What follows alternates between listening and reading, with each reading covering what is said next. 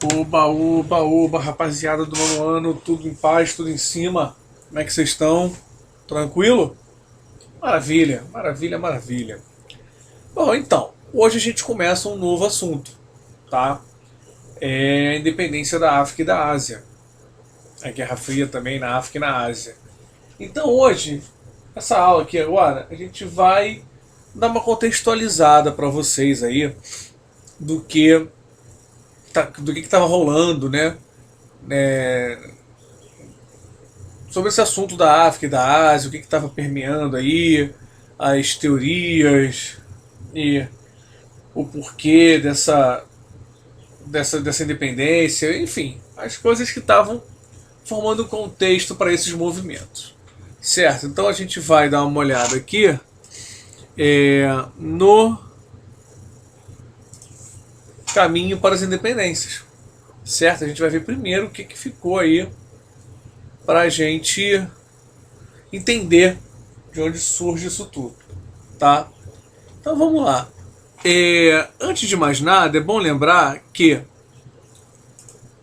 começa a ocorrer, depois da Segunda Guerra Mundial, um movimento que buscava o imperialismo, tá? Um novo imperialismo, né? Às vezes isso aparece também como neocolonialismo. E de onde vem isso?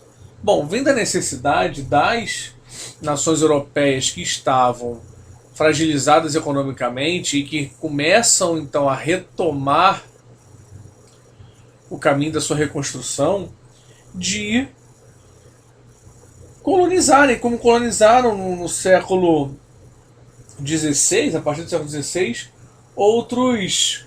outras regiões. Né? Então eles precisavam de mercado consumidor, de mão de obra mais barata, para poder complementar a sua economia, que estava muito é, muito dependente, muito fragilizada. Né? A Segunda Guerra acabou com eles, então eles precisavam utilizar alguma coisa que pudesse complementar.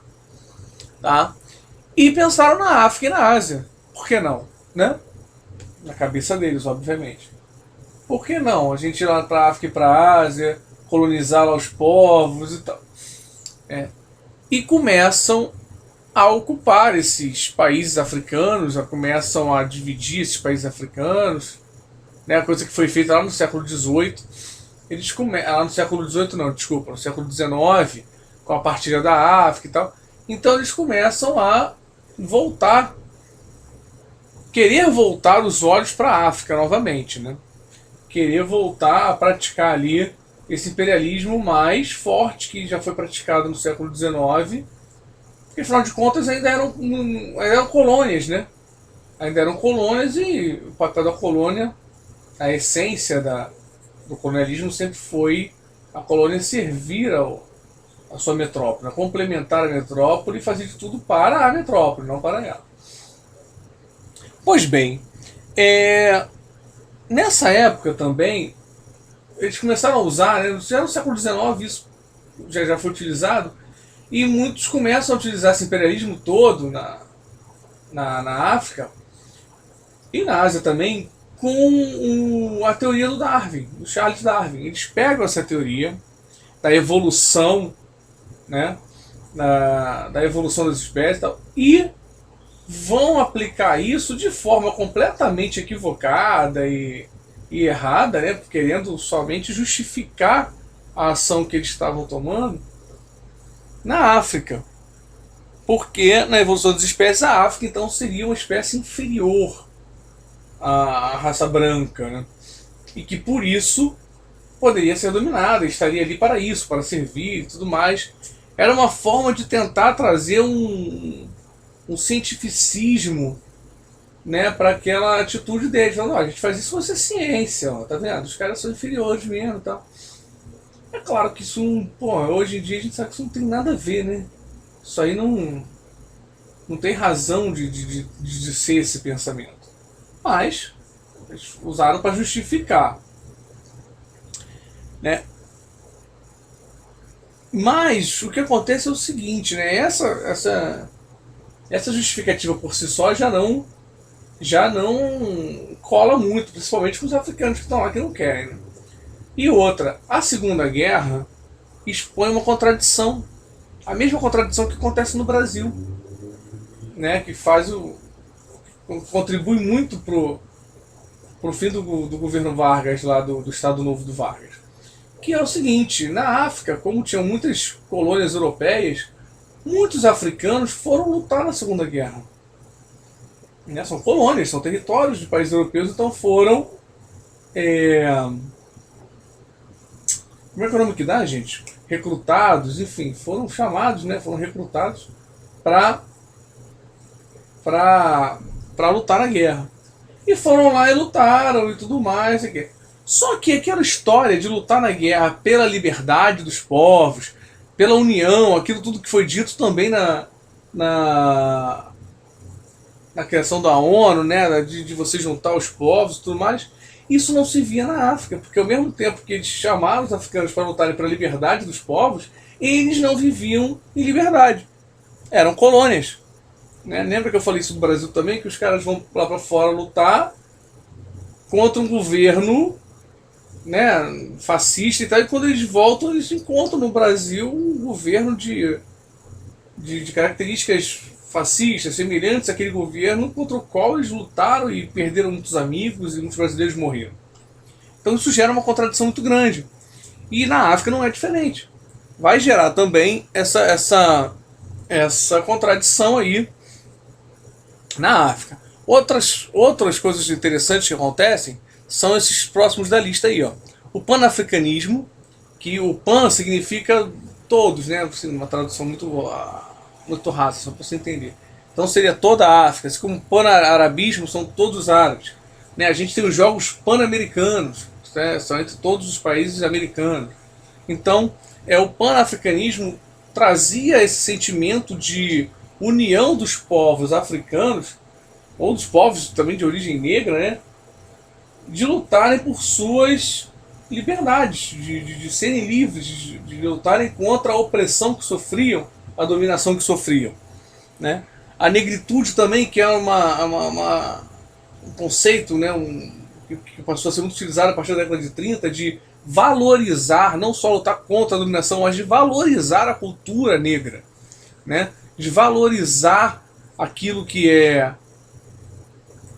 vem dos negros, que os negros produzem, a cultura e tudo mais, vem dessa negritude. E o panarabismo também propunha a união dos povos de língua e cultura árabes. E tem muitos países africanos, principalmente no norte da África, né, que são árabes e que têm a cultura árabe, né, por conta de toda a dominação e expansão árabe.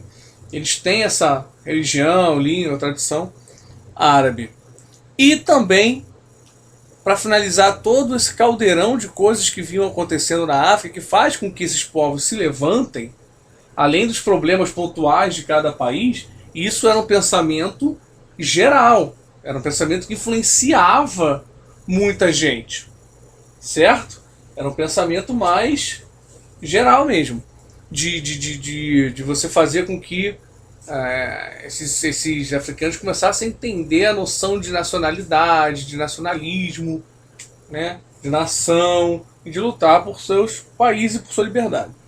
A Conferência de Bandung, que ocorre também em 55, e nela você tem aí um preceito da coexistência pacífica entre os povos, né, de você respeitar os outros povos, né, e que não era observado na África e na Ásia, que ainda tinham colônias. Se a gente parar para pensar que Angola, por exemplo, é uma colônia portuguesa, que só vai deixar de ser colônia portuguesa, se eu não estou enganado, em 1977, gente, é muito recente. Aí você fala, não, pô, a gente está em 2020, pô, 77 é muito longe. É o ano que eu nasci. Entende como não é tão distante assim? Conseguiu compreender essa noção de tempo? É o ano que eu nasci, cara. Então só tem 43 anos isso. Então, em tempo histórico ainda por cima, é muito pouco, é recente. Então, né, isso não era respeitado lá na África e na Ásia. Então, A Conferência de Bandung também traz essas novas formas de pensar, esses novos posicionamentos também dos Estados Unidos e da União Soviética, que não viam com bons olhos esses movimentos imperialistas, né, porque os Estados Unidos via nisso um terreno fértil para o crescimento do comunismo, né, a expansão da União Soviética. E a União Soviética entendia esse comportamento imperialista como um comportamento capitalista. Então você também não tinha muito apoio das duas principais potências, dos dois blocos desse mundo bipolar. Né? Então, mais os movimentos que vão começar a pipocar na África, isso tudo vai gerando aí esses movimentos de independência que a gente vai acompanhar na próxima aula. Tá certo? Que eu vou voltar, vou falar da África do Sul, da Índia. A gente vai falar de algum. Claro, não vamos falar de todos os países africanos que se tornaram independentes. A gente vai falar de alguns movimentos que tiveram maior influência para o mundo, que tiveram, por alguma razão, maior destaque, entre outros. Tá ok? Então é isso, rapaziada. A gente vai se falando, tá certo? E aguardem a próxima aula e façam tudo o que vocês têm que fazer, que vocês estão carecas de saber o que é, né? Os exercícios, a aula, anotar as dúvidas e participar da live. Beleza? Então é isso aí, rapaziada. Um abraço pra vocês e até a próxima aula, hein? Tchau, tchau.